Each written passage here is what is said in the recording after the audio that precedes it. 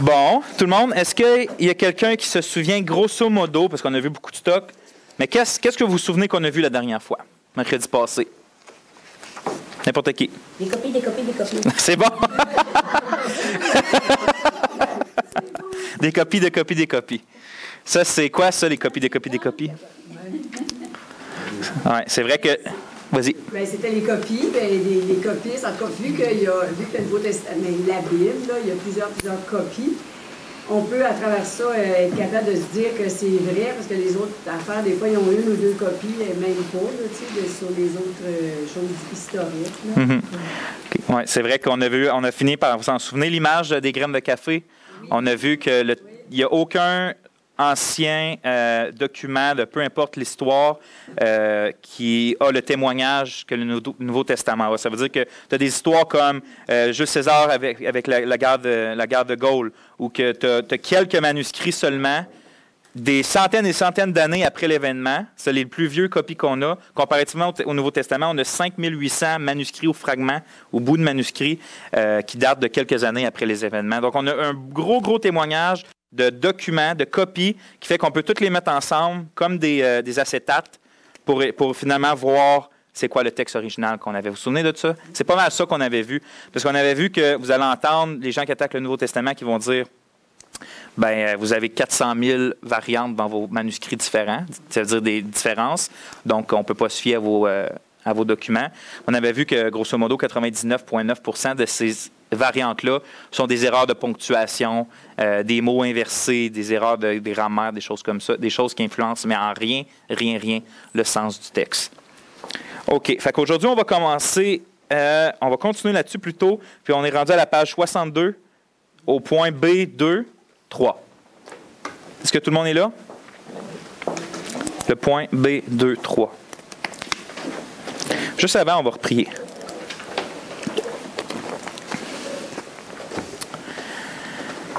Éternel, on continue aujourd'hui cette étude-là par ta grâce.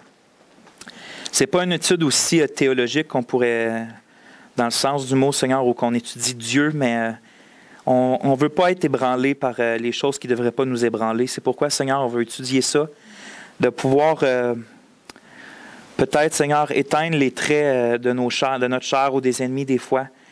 Parce que, Seigneur, ta parole, elle a traversé les âges avec une pureté exceptionnelle. Ta parole est vraiment puissante. Notre assurance à nous ne résulte pas, Seigneur, de ces choses-là historiques. Premièrement, c'est parce qu'on voit ta gloire rayonner dans ta parole et qu'elle brille dans nos cœurs, Seigneur, que tu nous as donné. Merci pour ça. Merci que notre foi ne dépend pas de ces choses-là. Mais, Seigneur, aide-nous quand même à bien comprendre ces choses-là. Aide-moi à être simple. Donne-nous de l'intelligence pour que ce ne soit pas juste de l'information qui rentre dans notre tête puis qui sort. Tout ça pour la plus grande gloire de ton nom. Amen. Donc, on va commencer à lire. On va voir quand même beaucoup de stock, plus que je pensais pour aujourd'hui. Quoique je pense qu'on va avoir le temps, mais c'est ça, on va faire ce qu'on peut. Donc, on va commencer à lire au point B2.3. Nous allons examiner, en fait, le point, c'est les variantes textuelles significatives. Donc, on va commencer à voir les variantes, certaines variantes qu'on a, puis qu'est-ce que ça veut dire, puis qu'est-ce que ça implique. Nous allons examiner quelques exemples de ces variantes significatives qui se trouvent dans les différents manuscrits grecs du Nouveau Testament. Si jamais, des fois, je vais trop vite ou un mot que vous ne vous souvenez plus ce que ça veut dire, arrêtez-moi.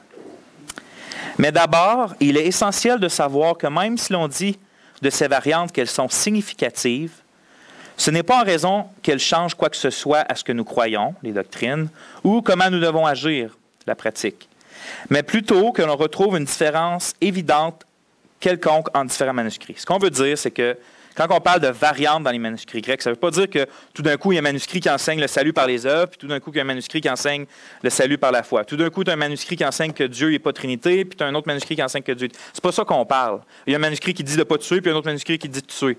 C'est pas ça quand on parle de variantes significatives. On va parler qu'il y a deux mots, par exemple, dans un verset, que dans un manuscrit, c'est écrit Dieu, puis dans l'autre manuscrit, c'est écrit celui qui.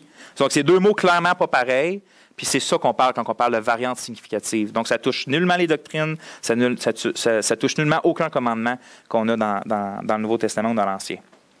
On a deux citations. Daniel Wallace, qui est un expert de tout ça, des variantes et des manuscrits, il dit « Depuis plus d'un siècle, la grande majorité des experts de la Bible ont déclaré, Puis dans les experts de la Bible, c'est les non-croyants et les croyants, là, pas juste les croyants. Qu'aucune affirmation essentielle des doctrines chrétiennes n'a été affectée par les variantes. Même Hermann, est-ce que vous vous souvenez de Bart Ehrman? C'est lui qui attaque l'ancien chrétien qui est devenu un apostat puis qui attaque le Nouveau Testament. Même lui a concédé ce point dans les 3 débats que nous avons eus ensemble. Des débats qu'on peut voir sur YouTube, on peut le voir même, que lui-même il dit que dans toutes ces variantes-là, il n'y a rien qui change à aucune doctrine chrétienne. Son point de vue, c'était que on ne pouvait pas vraiment retrouver le Nouveau Testament comme qui était à cause qu'on a trop de variantes. Ça, c'était son point principal. Il dit que la Bible a tout été falsifié, mais il veut pas. Par exemple, il concède le point que même si ça a tout été falsifié, dans toutes les doctrines que nous, on dit aujourd'hui, qui sont les doctrines chrétiennes, il n'y a aucune qui est changée par les variantes qu'on trouve dans les manuscrits. Donc ça, il concède ce point-là. Y a-t-il quelqu'un qui aimerait lire The Okerson, qui est juste en dessous?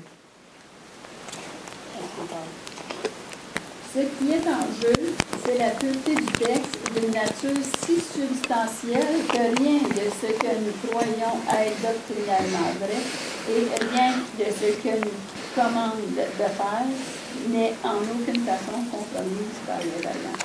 The Okerson, c'est quelqu'un qui est né au Québec, puis qui est rendu un des plus érudits experts du Nouveau Testament, puis en tout cas dans bien des choses. Puis lui-même, il dit que on a un texte si pur aujourd'hui qu'il n'y a rien qui touche aux doctrines puis à la pratique. Il va dans le même sens. C'est juste que je voulais qu'on ait des experts qui nous disent ce qu'on est en train de dire.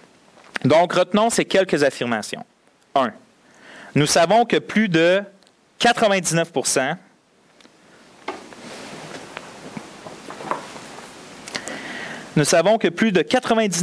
des mots qui composent les manuscrits que nous détenons et sur lesquels nous nous basons pour nos différentes traductions, comme je viens de vous montrer, sont les paroles qui se trouvaient dans les originales. On sait que 99% des paroles qu'on a sont les paroles qui étaient dans l'original.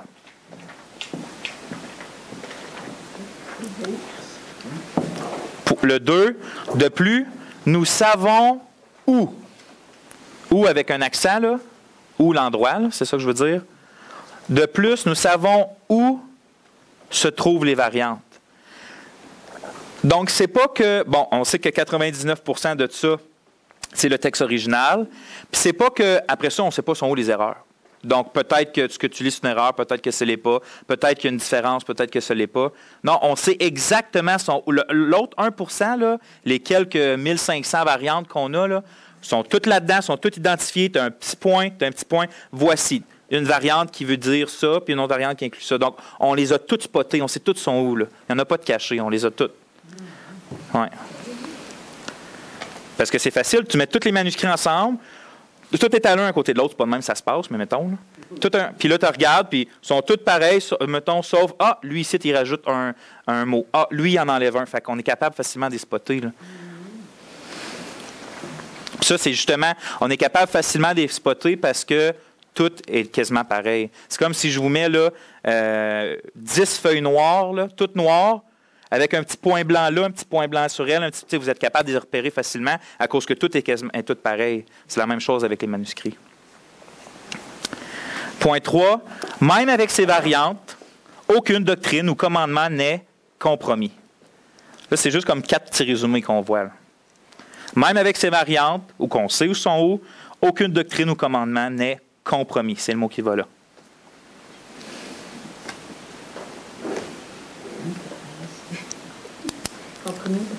Oui, ben moi, en tout cas, moi j'en ai un.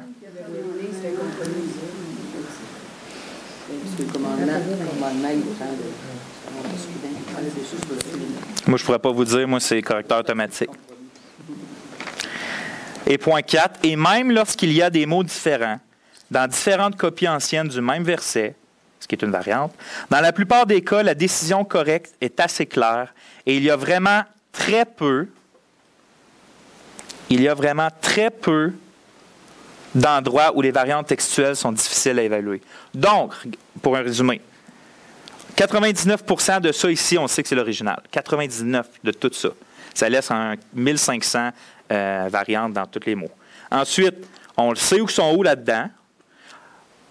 vu qu'on sait son haut, on voit que ça n'affecte aucunement aucune doctrine, aucun commandement du Seigneur. Puis en plus, dans la plupart des cas, dans presque la majorité des cas, on le sait, en comparant avec les autres manuscrits, c'est quel probablement le texte original. C'est vraiment rare qu'on hésite vraiment entre deux manuscrits puis qu'on dit, on ne sait vraiment pas c'est lequel entre les deux. La plupart du temps, le contexte du passage puis le témoignage des manuscrits, ça veut dire qu'on va avoir des manuscrits beaucoup plus anciens qui vont comprendre, on va voir un exemple tantôt, qui vont comprendre, je ne sais pas, un exemple, un certain mot que les autres n'ont pas. Donc, on est capable de dire, c'est probablement lui l'original, dans les 1500 de peu de variantes qu'on a. C'est vraiment rare. La semaine prochaine, je vais vous montrer 2 cas, des plus gros cas des variantes dans le Nouveau Testament. Et vous allez, à part ça, vous allez voir, c'est que c'est vraiment pas grand-chose, les variantes. Mais on va voir ça la semaine prochaine. Donc, on va continuer. Mais si nous sommes honnêtes avec nous-mêmes, beaucoup d'entre nous préféreraient quand même que ces différences entre les manuscrits n'existent pas et qu'il n'y ait aucune note de bas de page dans nos traductions de la Bible qui nous écrivent quelque chose qui ressemble à certains manuscrits anciens écrivent ou omettent ce verset.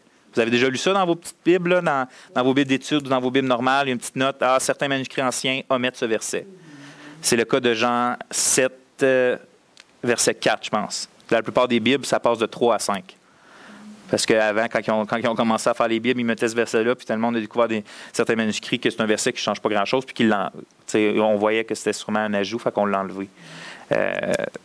Mais si on est sincère, moi, quand j'ai découvert ça, pour être sincère avec moi-même, j'étais comme, j'aurais aimé mieux qu'il n'aille pas, puis que ce soit un texte parfait, à 100%. Puis 99, c'est bien, j'aurais aimé savoir 100, pour être sincère avec moi. En tout cas, moi, quand j'ai su ça, la première fois, c'est comme ça que j'ai pensé. Plus facilement, ceux qui disent que la parole, mais c'était fait par les hommes aussi, que de l'homme. Regardez, cela aurait pu être le cas si Dieu avait voulu conserver miraculeusement les autographes. Vous vous souvenez, les autographes, c'est un mot qui veut dire les originales, ça veut dire écrites par l'auteur lui-même. Cela aurait pu être le cas si Dieu avait voulu conserver miraculeusement les autographes, mais comme dans énormément d'autres choses, le Dieu sage a plutôt décidé d'agir par providence, c'est-à-dire en accomplissant sa volonté par les moyens naturels du monde qu'il a créé. Regarde, y a-t-il quelqu'un qui aimerait lire la petite note? Parce que j'aimerais qu'on voie qu'est-ce que c'est vraiment la providence rapidement. Là, on va le voir dans la doctrine de Dieu. Mais rapidement, c'est quoi la différence entre miraculeux et la providence de Dieu? Fait que quelqu'un pourrait lire la petite note. Oui. Que ce soit les soins que Dieu apporte aux animaux, Job 39, 1 à 11, la manifestation de sa colère par les intempéries, Ésaïe 29, 6, la mort d'une plante par un ver, Jonas 4 à 7, ou encore la garantie de la succession des rois de la dynastie davidique, 2 Samuel 7, 12 à 19. Dieu agit la plupart du temps par providence naturelle et non par un miracle au sens biblique, surnaturel. Il ne faut donc pas s'étonner que Dieu ait fait de même pour la conservation de sa divine parole. Regardez ce que je veux faire comme différence. Nous, on utilise miracle pour, on dit ça c'est un miracle, ça c'est un miracle, de façon beaucoup plus large que la Bible utilise le mot miracle, puis les choses miraculeuses. Par exemple, pour nous, si vous roulez en auto l'hiver, comme une journée comme aujourd'hui, puis là, vous commencez à glisser comme ça, puis là, vous allez dans l'autre voie, vous évitez une vanne comme ça, là, vous pognez une roche, vous faites un tonneau, vous ratterrissez sur vos pneus, puis là, ça arrête. Nous autres, on va dire c'est un miracle, je n'ai pas eu d'accident. Sauf que dans le sens biblique, miracle, c'est pas un miracle. C'est plus que c'est la main de Dieu, là. C'est sûr que c'est Dieu qui nous a sauvés, sauf que Dieu a utilisé des moyens naturels. Ça veut dire que Dieu a utilisé la neige là pour faire. Il va se repousser, il a fait que la vanne est vite là, il vous a fait tourner, puis avec la pression atmosphérique, puis la gravité vous a fait atterrir. Dieu a utilisé le monde naturel. Un miracle, ça aurait été que tu arrives, il faut pogner la vanne, Dieu il lève l'auto dans les airs, la vanne passe en dessous, puis Dieu atterrit tranquillement l'auto sur. Ça, c'est un miracle. Mais ça, c'est un miracle au sens biblique. Dieu, quand il dit à Moïse de rentrer sa main là, il sort la lèpre, il n'y a plus de lèpre. Jette le bâton à terre, le serpent arrive. Jésus guérit les lépreux, des choses comme ça. Ça, c'est des miracles, c'est-à-dire que c'est des choses surnaturelles, hors du commun. Puis, ça, Dieu agit comme ça, mais la plupart du temps, Parce que Dieu, il n'est jamais au repos, là. Dans le sens qu'il est toujours en train d'agir dans cette vie-là, puis il agit par providence. Il nourrit les oiseaux, c'est lui qui le fait, là. Il nourrit les oiseaux, il nous protège en tout temps, il guérit nos maladies souvent par la providence, ou des fois il le fait par miracle.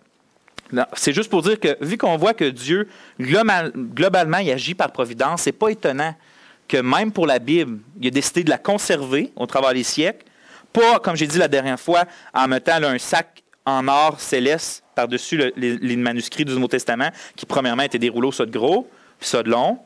Il a conservé ça, il n'avait pas conservé ça, puis là, après ça, comme j'ai dit, à chaque fois que quelqu'un voulait le voler, il le téléportait partout. Ça aurait été un miracle. Mais Dieu a décidé d'agir par le processus humain de transmission des manuscrits. Sauf qu'on avait vu la dernière fois que c'est tellement un document pur encore, malgré qu'il s'est propagé comme ça, c'est pratiquement un miracle quand même qu'on ait la Bible qu'on a aujourd'hui, surtout avec les guerres qu'il y a eu contre le christianisme pour anéantir. Souvent, là, dans l'Empire romain et tout ça, tous les documents qu'ils trouvaient, ils les brûlaient, là. Il les ramassait puis il les brûlait. Là. Souvent, au travers des siècles, les documents du Nouveau Testament ils ont été brûlés. Puis quand même, il nous reste quand même plus de manuscrits qu'il n'y en a jamais eu pour une autre histoire, dans l'ancienne histoire, puis avec une précision là, 99,9 % comme qu'on a dit. Non, mais c'est à cause que ils n'ont jamais pu toutes les brûler. Mais des fois, ils arrivaient dans une ville, tout ce qu'ils trouvaient, ils le brûlaient. Mais le christianisme s'est tellement répandu, Dieu a tellement fait que sa parole va sur toutes les extrémités de la terre. Il y avait des copies, comme on a vu. Donc, ça a fait que le Nouveau Testament n'a jamais pu être anéanti. En bas de la note. Mais la réalité est que ces variantes sont en quelque sorte une bénédiction. Mais la réalité, c'est que ces variantes, parce que tu sais, on a encore le fait que moi, je me disais, ben j'aimerais mieux qu'il n'y en ait pas des variantes, mais en réalité, c'est que ces variantes-là sont en quelque sorte une bénédiction. Non qu'elles soient une bonne chose en elles-mêmes, mais elles sont un témoignage puissant du travail passionné, acharné et honnête de personnes ordinaires et de scribes craignant Dieu au travers des siècles. C'est le mot honnête surtout qu'il faut retenir. Le christianisme n'est pas une religion inventée par les hommes, pas plus que la Bible est une œuvre humaine. C'est la parole du grand et seul Dieu.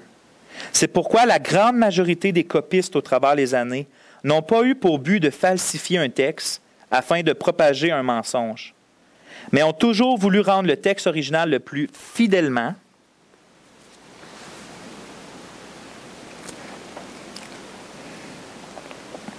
et le plus disponible.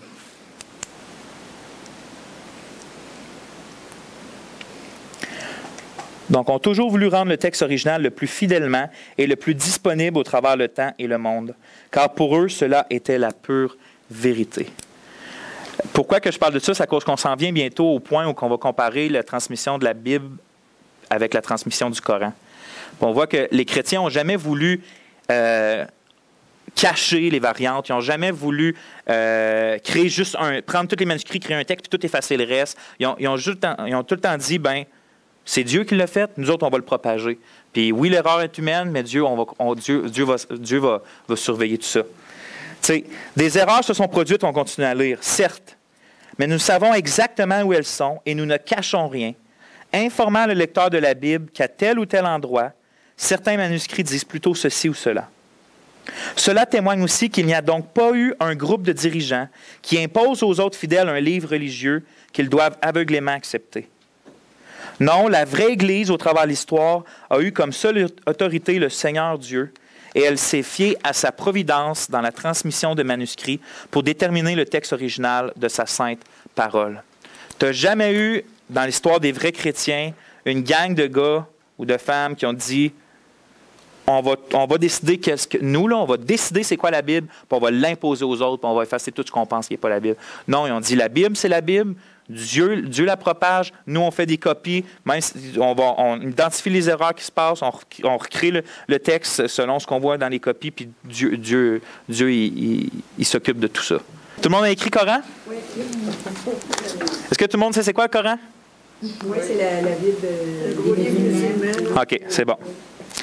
Afin de mieux saisir la bénédiction d'avoir et d'identifier les variantes dans les manuscrits du Nouveau Testament, comparons avec le Coran, qui est le livre que les musulmans considèrent comme étant la seule et vraie parole de Allah, Dieu, communiquée par le dernier et ultime prophète, Mahomet. Ou vous autres, peut-être, vous connaissez mieux Mohamed, mais ça, c'est en anglais. En français, on dit Mahomet. Ah, ouais? Ouais. OK.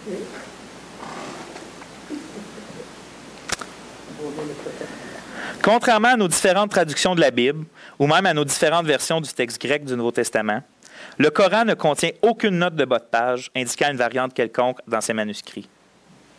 Pour 99,9% de ceux qui pratiquent la foi musulmane, cela est une autre preuve que le Coran est la seule parole de Allah. Parce qu'il n'y a tout simplement pas d'erreur de copisme dans le Coran, car le Coran est pur, contrairement au livre des chrétiens, entendrez-vous venant d'eux. C'est venant d'eux, pas devant d'eux. Venant d'eux. Donc, vous pouvez prendre les Corans officiels. En passant, juste pour vous savoir, un Coran est juste valide s'il est écrit en arabe. Un vrai Coran. Tu vas en avoir des traductions, mais c'est jamais pur comme quand il est en arabe. Vous, venant d'eux. Entendez-vous, venant d'eux. Oui, c'est juste, j'ai fait une faute, là. Regardez la note. Est-ce qu'il y a quelqu'un qui aimerait la lire? En fait, la foi musulmane croit que Allah a communiqué cette divine parole par le prophète appelé Jésus, mais que le recueil de ces paroles a été extrêmement falsifié par les générations de chrétiens qui ont suivi. C'est pourquoi, disent-ils, que Jésus n'y est pas présenté comme dans le Coran. Et dire de lui qu'il est le Fils de Dieu et qu'il a été crucifié, par exemple, est uniquement une corruption tardive. Oui. Fait qu'eux autres, le Coran parle de Jésus, il parle de Jésus comme d'un grand prophète. Puis il reconnaît que Dieu a donné des paroles qui ont été mises en livre par le prophète Jésus. Sauf que dans le Coran, Jésus, c'est pas le Fils de Dieu. C'est pas la personne la plus extraordinaire de tout l'univers. C'est pas le créateur du ciel et de la terre. Il n'a pas été crucifié, il n'a pas ressuscité d'entre les morts. Donc pour eux, vu que le Coran, c'est vraiment la parole de Dieu, ils disent que le livre des chrétiens a été falsifié, contrairement au Coran. Contrairement au Coran, le livre des chrétiens a été falsifié. Il y a juste le Coran qui n'a jamais été falsifié. La preuve que nos livres ont été falsifiés, vous avez des notes de bas de page qui disent que vous avez des variantes. Puis eux autres, ils n'en ont pas dans le Coran officiel. Donc, le Coran, Vincent, est-ce qu'il y a une partie de l'Ancien Testament? Pas dans le Coran. Non, pas dans le Coran, sauf qu'ils reconnaissent l'Ancien Testament comme... en fait, ils vont dire qu'il a été falsifié aussi, mais ils reconnaissent Abraham, ils reconnaissent l'histoire d'Adam et Ève et de Noé, puis de tout ça. Le Nouveau Testament, ça c'est sûr que pour eux, c'est... Non, ils vont dire que Jésus existait, qu'il est un grand prophète envoyé d'Allah, puis tout ça, mais que pas ce que nous, on lit dans le Nouveau Testament, c'est toute de la corruption, là, parce que Jésus, c'est pas le Fils de Dieu, il n'est pas ressuscité, c'est pas le dernier prophète, c'est Mahomet, puis c'est ça. Parce qu'on a fait en fait d'intro dire le Fils de Dieu. Oui, surtout pour les musulmans. Ça prend une femme, Oui. D. Okerson a écrit un livre qui s'appelle Le Fils de Dieu, spécialement pour les musulmans, qui montre que pour réussir à faire comprendre aux musulmans que ça ne veut pas dire que Dieu a couché avec Marie pour avoir un fils. Là. C'est ça. Donc, mais la réalité est, je fais vraiment des fautes, est que c'est 99%. Non, il n'y a même pas de « est ». Mais la réalité, que c'est 99,9% de musulmans ignorent est que la raison qu'il n'y a pas de différence dans les manuscrits, puis en fait, il y en a, c'est juste que les autres, ils ne le mettent pas, la différence dans les manuscrits, c'est parce que les manuscrits anciens du Coran ont tous été volontairement brûlés afin d'avoir une seule et même copie unifiée. Nous n'avons pas le temps et ce n'est pas le but de cette étude d'aller dans les détails de la transmission du Coran, mais voici quelques grandes lignes qui sont très utiles de savoir. J'ai mis une note de bas de page. Ça, c'est si vous connaissez l'anglais, vous allez voir une bonne conférence de Dr. James White. Je vous ai mis l'adresse. Je ne connais pas de conférence en français, je suis désolé. Donc, c'est ça. On va voir les grandes lignes de tout ça, de comment ça s'est transmis le Coran. Okay? Premièrement, comme le dit le Dr. James White dans sa conférence, je vous ai quand même transcrit une couple d'affaires, le Coran est essentiellement une production gouvernementale. Une transmission textuelle contrôlée par un gouvernement qui donne donc lieu à une histoire textuelle unifiée. Il y a une différence majeure entre le contrôle gouvernemental centralisé de la collecte et de la transmission du texte coranique et de la transmission non centralisée et non contrôlée du Nouveau Testament. Le Nouveau Testament n'a jamais été contrôlé par aucune organisation, ni édité ou quoi que ce soit du genre. Il a tout simplement explosé dans le monde et par conséquent, nous avons des variantes. Est-ce une mauvaise chose? Selon les musulmans, oui, mais la réalité, c'est que ça ne l'est pas. On continue. Un peu après la mort de Mohammed, là tu vois, je l'ai mis en anglais, ça me trouve pas. Voici ce qui est écrit dans l'un des écrits historiques des musulmans. Là, ce qu'on va voir, c'est écrit dans leurs documents historiques à eux, là, que eux considèrent comme des déclarations là, que tu ne peux pas toucher, là, qui commandent vraiment bien le Coran et l'histoire des musulmans. C'est écrit dans leurs choses. Je vous ai mis les notes de bas de page où qu'on peut trouver ça. Mais ça, je veux pour dire, ce n'est pas quelqu'un qui parle contre le Coran, c'est eux-mêmes qui disent ça. Ça, c'est peu après la mort de Mahomet. Le jour de la bataille d'Al-Yamama, les pertes ont été lourdes parmi les Qurras du Coran. Les Qurras, ça, c'est ceux qui connaissent le Coran par cœur. C'est des gens officiels que Mahomet avait dicté le Coran avant qu'il meure, puis que ces gens-là l'ont retenu dans leur tête par cœur, selon eux. Donc, le jour de la bataille d'Al-Yamama, ça, c'est après la mort de Mahomet, là, il y a ceux qui suivaient Mahomet, ils ont dit, nous, on suivait le prophète parce qu'il était de Dieu, mais vous, ceux qui sont devenus comme les représentants de Mahomet après sa mort, on n'a pas d'affaire à vous suivre, fait qu'ils se sont rebellés, puis ça fait des guerres. À une de ces guerres-là, qui s'appelle la bataille d'Al-Yamama, en rose, en mauve. Ça, c'est eux qui disent ça dans leur document. Le jour de la bataille d'Al-Yamama, les pertes ont été lourdes parmi les Qurras du Coran, ceux qui connaissaient le Coran par cœur. Et je crains que plusieurs autres lourdes pertes parmi les Qurras soient arrivées sur les autres champs de bataille. Et donc, une grande partie du Coran soit perdue. Souvenez-vous, le Coran, il n'était pas écrit, il était dans leur tête. Puis ces gens-là qui étaient dans leur tête sont morts dans les batailles. OK? C'est pourquoi Abu Bakr, ça c'est le gars, il parle à Abu Bakr, qui était lui qui allait succéder à Mahomet. C'est pourquoi, Abu Bakr, je te conseille d'ordonner que le Coran soit recueilli. Qu'est-ce que ça nous dit tout ça? Que lorsque Mohammed, on va le dire comme ça, lorsque Mohammed est mort, il n'y avait aucune version officielle du Coran. Il avait été mémorisé de façon officielle par certaines personnes, mais beaucoup de ces personnes ont été tuées durant la bataille d'Al-Yamama. Et donc, il y avait une crainte qu'une large partie du Coran soit perdue, parce que ceux qui l'avaient mémorisé officiellement mouraient. Il continue. J'ai donc commencé, ça c'est Abu Bakr qui parle, j'ai donc commencé à rechercher le Coran et à le recueillir ce qu'il y avait d'écrit sur des tiges de palmier, de minces pierres blanches, parce que c'était pas, c'est sûr, on l'écrivait sur ce qu'on trouvait, là, sur de minces pierres blanches, et aussi des hommes qui le connaissaient par cœur. Et j'ai trouvé le dernier verset de Surat At-Tawbah avec, là, je n'étais pas capable d'entendre bien le nom du gars, là, mais les trois petits points, il y a un nom de quelqu'un qui va là. Donc, le verset de Surat At-Tawbah avec « Et je ne l'ai pas trouvé en personne d'autre que lui ». Ce que je veux dire par là. Il est en train de dire que, lui m'a conseillé d'aller commencer à rassembler le Coran parce que tout le monde est en train de mourir. C'est ceux qui connaissent par cœur. C'est les gens officiels qui devaient finir par l'écrire. Donc, il cherche tout ce qu'il peut du Coran. Il trouve, c'est écrit là-dessus, il y a une partie écrite là, puis là, il cherche tout le monde qui s'en souvient, qui sont encore vivants. Puis finalement, quand il récolte tout ça, il y a un verset dans ce qu'il met qu'il y a juste une personne. La seule place où il a trouvé ce verset-là, du Coran, c'est dans la tête d'une personne. Personne ne se souvenait de ce verset-là. C'était écrit sur aucun rien, mais il l'a quand même inclus dans le Coran à cause qu'il était dans la tête d'une personne. Puis nulle part ailleurs. OK? Ça, c'est dans le Coran. On continue. Une copie complète du manuscrit du Coran a donc été faite à partir de tiges de palmier, d'objets différents et de la mémoire de ceux qui se souvenaient. Le texte a alors été rédigé sur des feuilles. Là, je ne vais pas tout dire les mots arabes. Là. Sur des feuillets. Une fois complétés, ces feuillets qu'on nomma Masaf ont été confiés à la garde d'Abu Bakr. Après la mort de celui-ci, le deuxième calife, les califes, c'est comme des papes, mais pour l'islam. OK? C'est des papes c'est ça, pour eux autres. Donc, après la mort de celui-ci, le deuxième calife, Omar les a reçus. Puis après la mort de ce dernier, ils ont été confiés à sa fille Hafsa, veuve de Mahomet. Ce qu'on veut dire, c'est que Bakr, il a pris tout ce qu'il a trouvé, il a fait une copie officielle. Après cette copie-là, lui, il l'a donné à son successeur. Puis après, le successeur, il l'a donné à sa fille, qui était finalement une des femmes que Mahomet avait eue.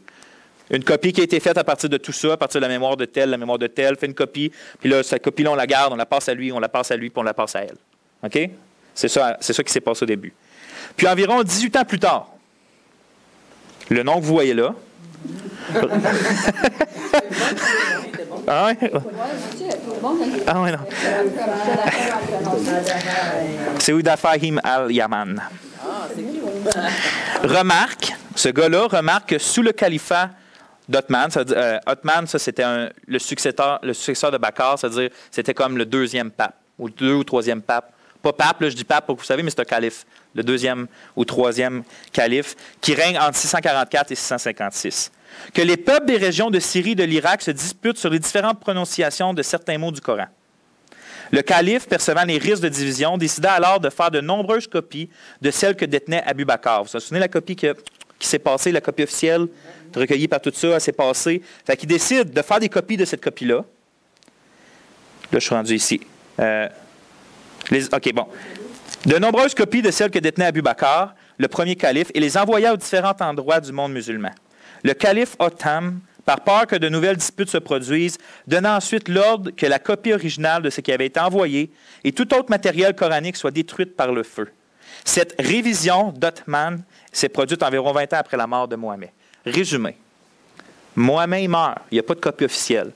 Il y a juste des gens qui connaissent par cœur, puis c'est écrit un peu partout.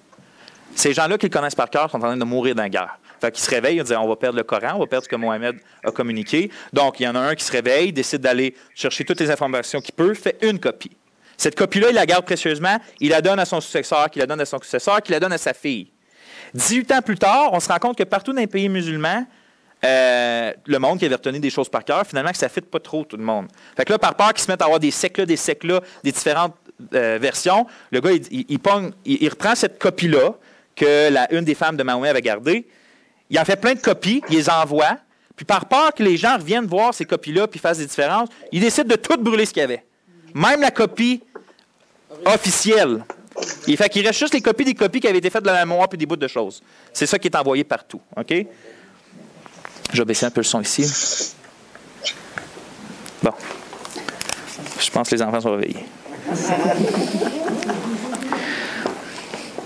En résumé, nous avons un gouvernement qui fabrique et établit parce que le calife, ce n'était pas juste le chef religieux, c'était le chef, un peu comme le pape à l'époque. Le chef, c'était lui qui contrôlait le gouvernement et la religion, puis l'armée. C'était vraiment... En résumé, nous avons un gouvernement qui fabrique et établit une copie officielle du Coran et l'envoie dans tout le monde musulman pour ensuite détruire par le feu tout le matériel et les manuscrits sur lesquels il s'est basé. Évidemment, avec une telle méthode, on se retrouve avec un texte très unifié, avec pratiquement aucune variante. C'est sûr, tu détruis tout ce que tu as. Tu fais une copie. Le grand problème, cependant, c'est qu'Othman ne doit absolument pas s'être trompé et les manuscrits qu'il a utilisés doivent être absolument exacts. Vous vous souvenez qu'il y avait un verset qui était juste dans une tête d'une personne. Car c'est maintenant la seule version officielle qui existe. Mais puisqu'il a tout brûlé, il n'y a absolument aucun moyen de vérifier son travail et de retourner dans le temps jusqu'aux textes originaux, contrairement au Nouveau Testament. Fait que oui, il n'y a pas gros de variantes dans le texte Coran. Mais ça cause... Premièrement, on peut douter de la validité du premier copie officielle qu'il y a eu, parce que ça vient de la mémoire des gens. Il y a même un verset qui vient juste d'une mémoire. Puis après ça, cette copie-là, il faut qu'elle soit parfaite, parce qu'après ça, la seule chose qu'il envoie, c'est des copies de cette copie-là. Fait qu'il ne faut pas qu'il y ait eu d'erreur quand il a copié cette copie-là, parce qu'après ça, il détruit tout, puis il reste juste ça. Là. On ne peut pas retourner avant ça.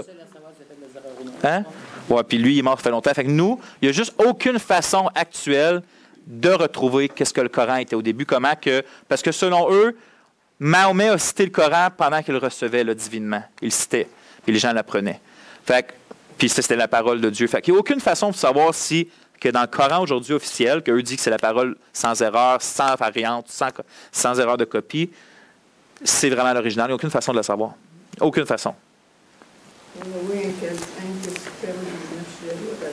Hein? Juste le petit peu qu'on peut savoir, nous mettre sous la loi pareil. Ah oui, ça c'est sûr. On va continuer. Voyez-vous, l'Église n'a jamais eu de personne comme Othman, quelqu'un qui arrive tout d'un coup et décide d'éditer ou de créer une seule version, une seule version finale de la Bible en détruisant tous les autres manuscrits. C'est juste jamais arrivé. Nous autres, c'est les autres qui essaient de détruire nos manuscrits. Les chrétiens n'ont jamais dit on va faire une version, on va détruire le reste. Nous autres, on essaie de toutes les garder le plus possible, parce que c'est avec ça qu'on réussit à trouver l'original. Nous avons donc, nous, les chrétiens, on a donc encore nos milliers de manuscrits, ce qui fait en sorte que les différences entre eux sont toujours visibles. Mais c'est justement à cause de ce grand témoignage des variantes et manuscrits que nous savons, puis on répète, que plus de 99% des mots qui composent les manuscrits que nous détenons et sur lesquels nous nous basons pour nos différentes traductions sont les paroles qui se trouvaient dans les originales. Donc, vous voyez que quand on se compare avec... on se console, hein, on pourrait dire ça. Non, mais puis ça, c'est tout le temps encore dans le terme que je disais, c'est une bénédiction, ces variantes-là, puis ces manuscrits. Parce que par la providence de Dieu, on est capable de retrouver les originales. On a 99,9 %, puis les autres variantes, on est capable d'identifier. Ceux qu'on est capable d'identifier, bien, on est tous capables d'identifier. La plupart du temps, on est capable de pointer c'est quelle la bonne, puis il y a quelques rares exceptions. Puis ça ne change jamais une doctrine ou un commandement. Eux autres, il n'y a aucune façon. C'est juste un texte contrôlé pour apposer une religion contrôlée, pour contrôler des gens. C'est juste ça, le Coran. Puis les gens, ils croient aveuglément à ça. Mais nous, on a des variantes, mais c'est la preuve que justement, il n'y a personne qui contrôle quoi que ce soit. C'est Dieu qui agit de façon providentielle. Ah, ben, on a le temps. On a le temps de... là, on va voir un exemple clé d'une variante significative. Parce que depuis tantôt, on parle de variantes dans le Nouveau Testament. Puis bon, là, on va voir un exemple concret de c'est quoi une variante. Puis ça, c'est un exemple typique de ce qu'on peut trouver comme les 1500 variantes là, significatives là, qu'on a dans le Nouveau Testament. Voici un exemple représentatif d'une variante entre manuscrits. Et comment savons-nous quel est le texte original? 1 Timothée, on va prendre l'exemple que j'ai commencé vaguement la semaine passée. Là, on va la faire pour de vrai. 1 Timothée 3,16. En français, j'ai pris 2 versions de Bible, OK? La nouvelle édition de Genève 1979, que John MacArthur fait ses commentaires dessus. Puis Gérard, c'est elle qui utilise aussi. Puis j'ai pris la nouvelle Bible seconde. OK? On aurait pu en prendre d'autres, c'est juste que ça ne me tentait pas de faire un tableau gros de même, là, puisque ça, c'était suffisant. Regardez dans la nouvelle édition de Genève. Et sans contredit, le mystère de la piété est grand. Dieu a été manifesté en chair. L'autre, et il faut le reconnaître, le mystère de la piété est grand. Il s'est manifesté dans la chair. J'ai mis en rouge la différence. Ça, c'est une différence qu'on a dans la traduction, parce que c'est une différence qu'on a dans les manuscrits grecs. La Nouvelle Bible seconde a décidé d'aller avec « il sait », puis la Nouvelle édition de Genève a décidé d'aller avec « Dieu a ». OK? Mais on va voir. Pourquoi cette différence-là? Puis est-ce qu'on est capable d'identifier c'est quoi l'original dans ce cas-là? La réponse, c'est oui. Regardez juste en haut du tableau, en bas. Lorsqu'on considère le texte en grec de cette époque, il devient évident comment la variante s'est produite. Voici une image qui montre comment le texte s'écrivait dans les deux cas. Vous souvenez-vous, dans le temps du Nouveau Testament, c'est comme ça qu'on écrivait le grec. Pas d'espace, pas de point, tout en majuscule. C'est comme ça qu'on écrivait, OK? Les gens, on se comprenait.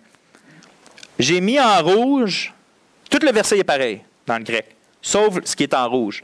Dans le premier cas, là, je l'ai juste trouvé un tableau en anglais, là, mais dans le premier cas, le O puis le C là, que vous voyez, là, avec 2 petites lignes, ça, c'est la façon d'écrire Dieu en grec.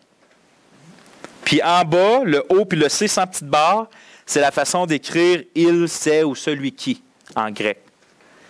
C'est comme ça que quelqu'un l'a réécrit dans les cas. Est-ce que vous voyez comment ça se ressemble? Il y a juste 2 petites barres qui changent de « celui qui » à « Dieu ». C'est juste 2 petites barres. Je vous fais tourner.